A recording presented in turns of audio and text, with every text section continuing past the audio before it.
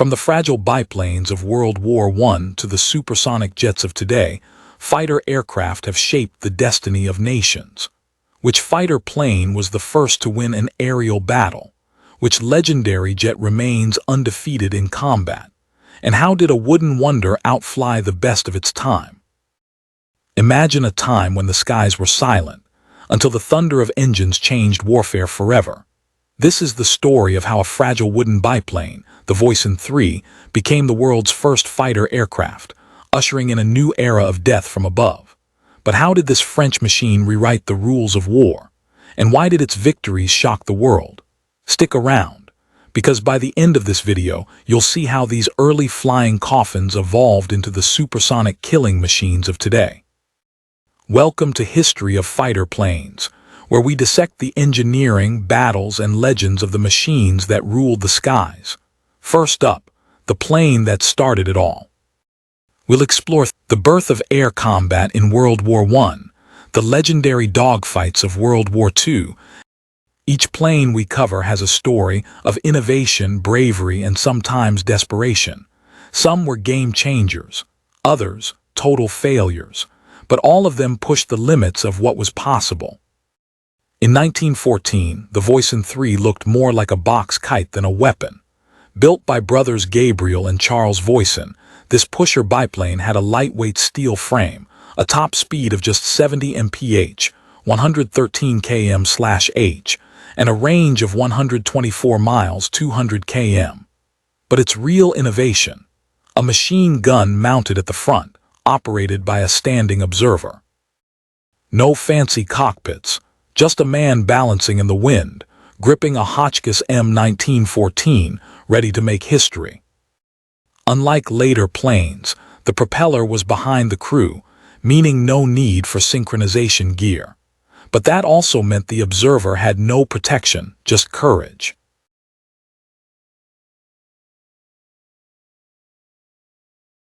One gun, that's all it took. On October 6, 1914, Sergeant Joseph France and Corporal Louis Quinault spotted a German aviatic B-2 over Reims. As the enemy plane cruised, unaware, Quinault opened fire, and with 47 bullets the aviatic spiraled down in flames. The first air-to-air kill in history. The age of the fighter plane had begun. But the Voisin wasn't just a fighter. It was also one of the first bombers, carrying 330 pounds, 150 kg of explosives. France used fleets of Voisins to strike German airship hangars, even launching the first organized bombing raid on August 14, 1914. For 2 years, the Voisin III dominated. Over 1,350 were built, serving not just France but Russia, Italy, and even the US. But by 1916, faster German fighters like the Fokker Eindecker turned the tables. The Voisin, slow and unarmored, became easy prey. Yet without it, there'd be no Spitfires, no Mustangs, no concept of air combat at all. The Voisin III proved the sky was no longer sanctuary, it was a battlefield. Its success forced every nation to rethink war, birthing the fighter ace, the bomber squadron, and the desperate race for air superiority. A decade later, the lessons learned here would echo in the Battle of Britain and beyond. And just a few years later, a new British two-seater would take the fight to the Germans like never before, the Bristol F-2B fighter.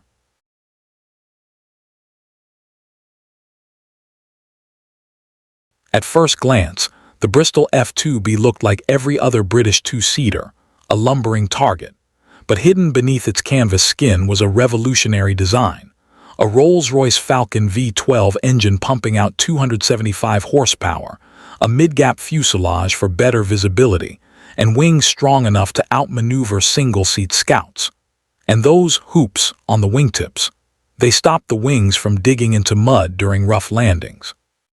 Early models had engine troubles, but once the Falcon arrived, the Biff became a monster. It could climb, dive, and turn like a fighter, yet carry bombs, cameras, or a rear gunner. This wasn't just a plane, it was a Swiss Army knife of death.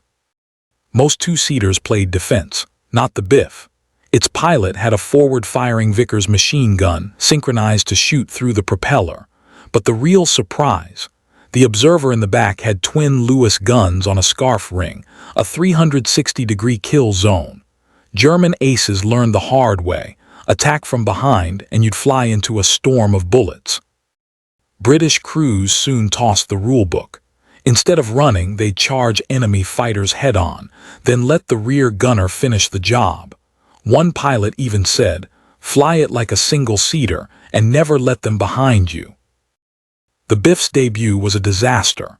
In bloody April 1917, crews flew it like a timid observer plane, and the Germans slaughtered them. But by June, pilots like Captain William Robinson fought back, scoring 12 kills in 3 weeks. Soon, Biffs were hunting German aces, even downing the legendary Jasta 11 Squadron, the Red Baron's own unit. By 1918, the Biff ruled every front from France to Palestine, and after the war, it became the RAF's workhorse, crushing rebellions in Iraq and India. No plane did more with 2 seats or left a bigger mark.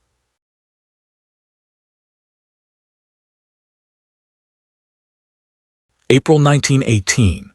The German Empire is crumbling, but in the skies above France, a new predator awakens. Its wings don't tremble, its engine doesn't stall, and when it climbs, it doesn't stop. This is the Fokker D.VII, the plane so deadly, the Allies outlawed it after the war. No wires, no weak spars, just a welded steel frame and thick unbraced wings, the first of their kind. German engineers stripped away every flaw that plagued their earlier planes. Even the Red Baron himself, Manfred von Richthofen, tested the prototype and demanded changes. They lengthened the fuselage, widened the tail, and created the most forgiving killer of World War I. While Allied pilots fought their planes as much as the enemy, the Fokker D.VII obeyed. It could hover in a climb, dive without shaking apart, and in a dogfight, it turned like a nightmare you couldn't wake up from.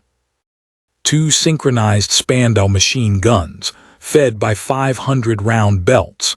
But the Germans learned a grim lesson: mount the ammo behind the engine, and the heat might cook it into explosions.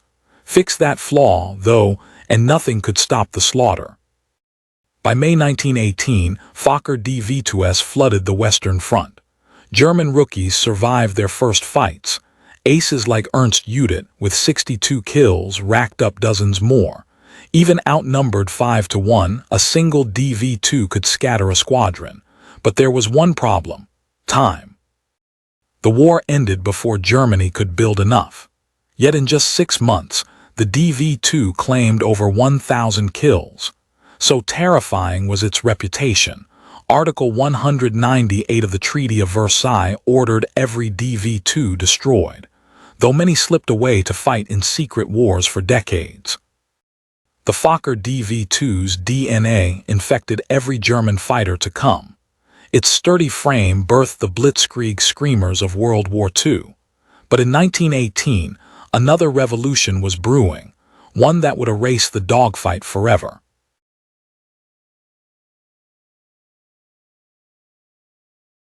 (1916). The Germans rule the sky with their Fokker scourge. Their planes are faster, deadlier, until this little underdog shows up. Meet the Sopwith Pup, so small they named it after a puppy. But make no mistake, this was no plaything. This was the perfect predator. Just 19 feet long, smaller than a modern truck. A single Lerone rotary engine, barely 80 horsepower. But the Pup's genius was in its lightness. At 1,200 pounds, it could dance where heavier fighters floundered. And that cutout in the top wing, perfect for spotting enemies above. One synchronized Vickers machine gun, sometimes a Lewis on the wing. That's it. But in the hands of aces like James McCudden, that was enough. Pup pilots perfected the deflection shot, leading targets with surgical precision while spiraling like a hawk. The Germans called it the flying razor, because one slip and it'd slice you apart. The Pup didn't just win dogfights, it changed naval warfare forever. On August 2, 1917, LT Commander Edwin Dunning landed one on a moving ship. No hooks, no runway, just guts and a tailwind. Though tragically, he died days later attempting it again. And when Zeppelins raided Britain, Pups raced up, armed with Lepreer rockets, firing spears of fire into hydrogen-filled giants. The sky itself burned behind them. The Pup proved a brutal truth. Speed and firepower mean nothing if you can't outmaneuver your foe.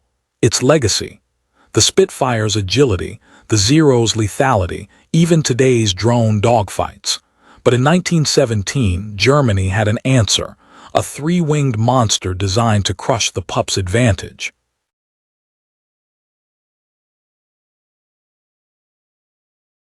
"1917. The German Empire needed a champion. They got the Albatros DVA, a fighter so beautiful, pilots called it the bloody red swan. But beneath that scarlet skin lurked a fatal secret, one that would betray its own aces at the worst possible moment. At first glance, the DVA was art, a semi-monocoque plywood fuselage, smoother than anything the Allies had. Those elegant raked wings, but look closer. See that main spar in the lower wing. Under stress, it snapped like a twig, and in a dive, the whole wing could fold up like a deck chair. Even the Red Baron hated it. Yet Germany built over 1,500, because in 1917 they had nothing else. Two synchronized Spandaus in theory, but mount them over an engine that roasted the ammunition and you got cooked rounds. Or worse, explosions. Some pilots carried hammers to beat the guns unstuck mid-fight. In competent hands, the DVA could kill. German aces like Otto Kissenberth scored 20 victories in it. But by 1918, most pilots were teenagers with 20 hours training, and against new Allied beasts like the Sopwith Camel. The DVA wasn't just outclassed, it was outlived. The DVA taught Germany a brutal lesson.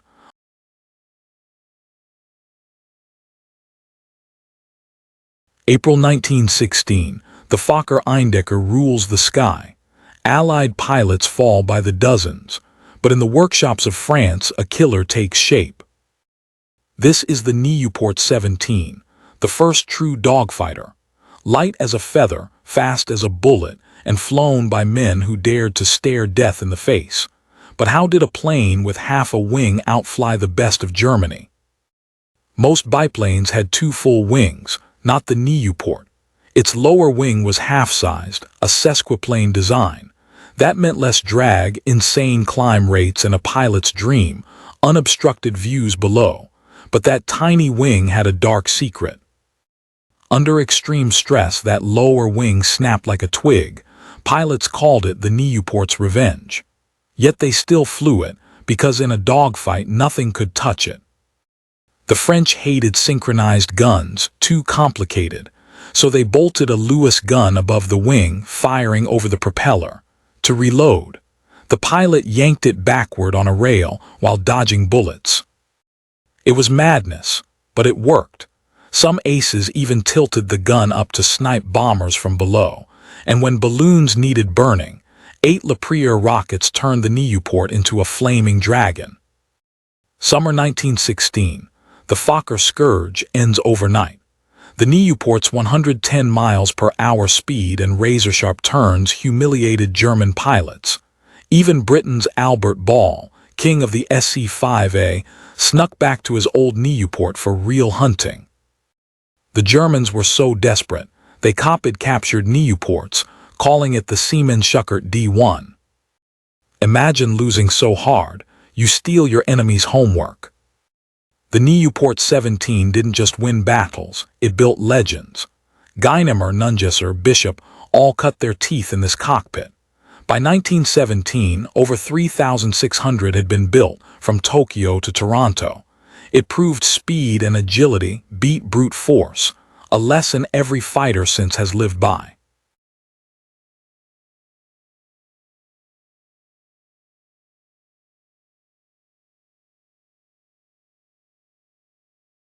December 7, 1941. As bombs rain on Pearl Harbor, a U.S. naval base near Honolulu, Hawaii, a new kind of killer rules the sky, one America never saw coming. Meet the Mitsubishi A6M0, a plane so fast, so nimble, it humiliated every Allied fighter at first, but its greatest strength hid a fatal secret.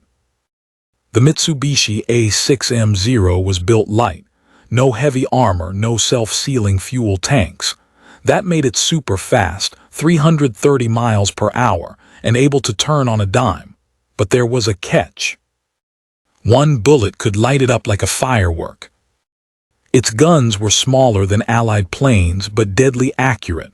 Like a samurai's katana, precise strikes, not brute force, against slow bombers, devastating. For 6 months, the Zero was unstoppable. Then, at Midway, America cracked its code. Don't dogfight, dive and run. By 1943, new Allied planes like the Hellcat outgunned and outpaced it. By 1944, outmatched, the Mitsubishi A6M0 became kamikaze planes, a tragic end for a once great fighter. The Mitsubishi A6M0 taught the world, speed and skill beat size. Until your enemy learns your tricks, a lesson every fighter plane since has remembered.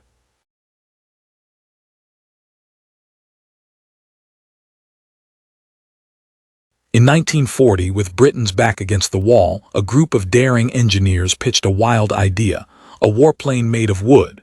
No heavy armor, no bristling gun turrets, just raw speed and cunning. The top brass scoffed, calling it a flying matchstick.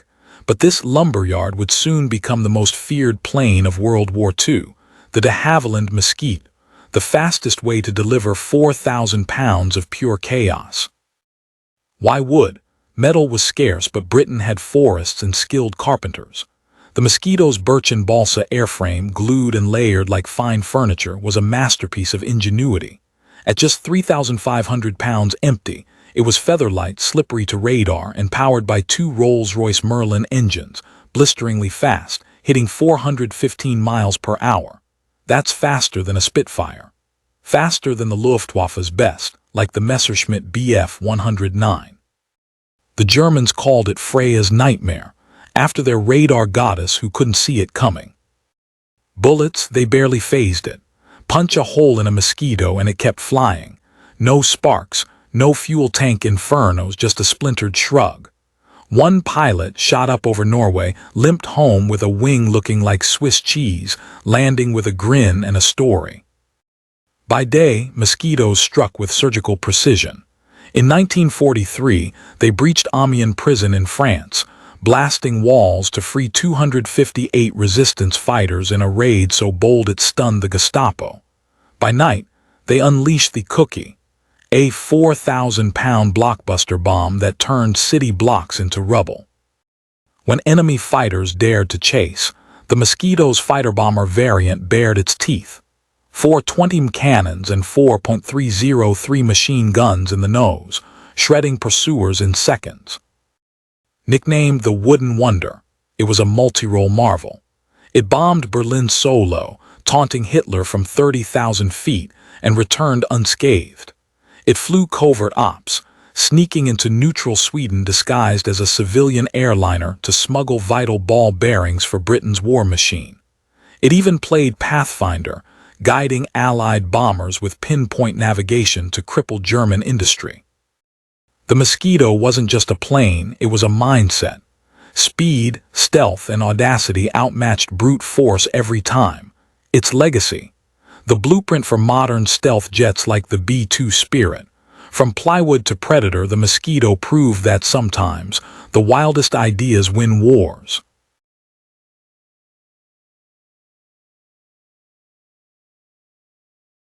By 1942, the skies of Europe belonged to one machine, the Messerschmitt Bf 109G, faster, deadlier, and built in thousands.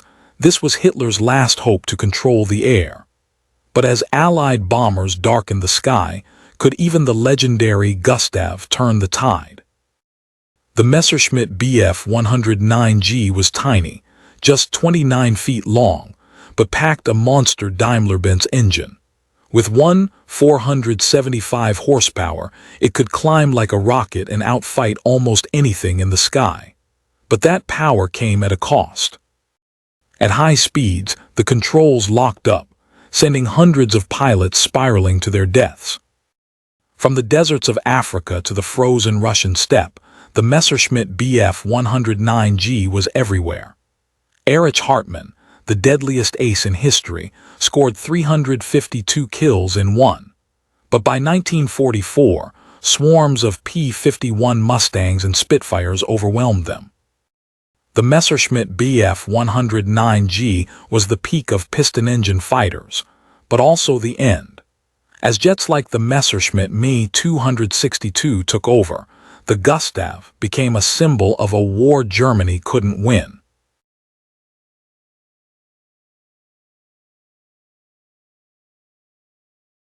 1944.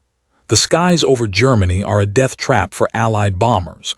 Then this appears, the North American P-51 Mustang, fast enough to chase the Messerschmitt Bf 109G, tough enough to survive the flak and with just one mission, keep the bombers alive. This is the plane that broke the Luftwaffe. The first Mustangs were slow at high altitude, until Britain made a crazy suggestion: swap the engine for a Rolls-Royce Merlin. The result? A supercharged beast that could fly 1,600 miles, fight over Berlin, and still make it home. Suddenly, the German Messerschmitt Bf 109G had nowhere to hide. 6 Browning M2 machine guns, firing 1,200 rounds a minute, against German fighters, brutal, against bombers, carnage. And unlike the Messerschmitt Bf 109G's cannon, the Mustang's guns never jammed. Before the Mustang, bombers died by the thousands. After, the Luftwaffe ran out of pilots. Mustang squadrons like the Tuskegee Airmen didn't just protect bombers, they cleared the sky. By 1945, a P-51 pilot's biggest worry was finding enemies to shoot. The Mustang proved range and firepower win wars. Every air superiority fighter since, from the F-15 Eagle to the F-35, owes it a debt.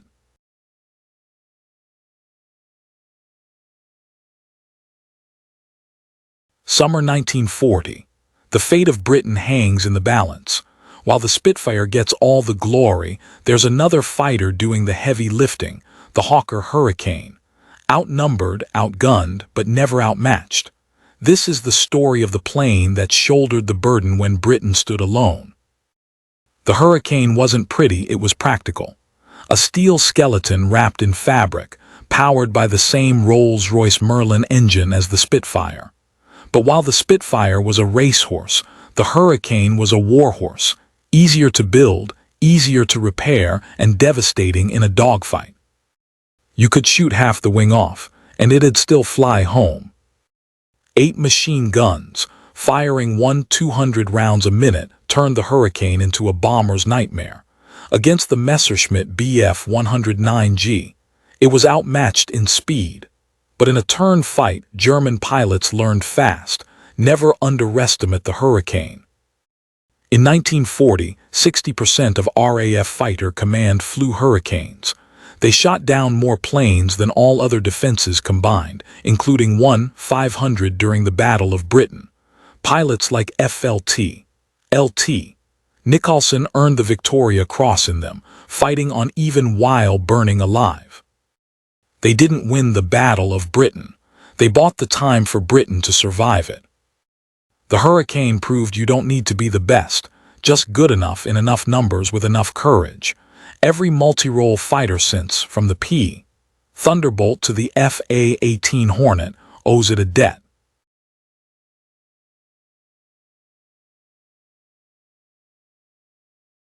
April 1944.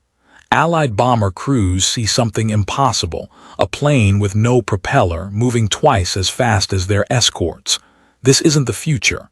This is the Messerschmitt Me 262, the world's first operational jet fighter. A weapon so advanced, it could have changed the war. If Hitler hadn't ruined everything.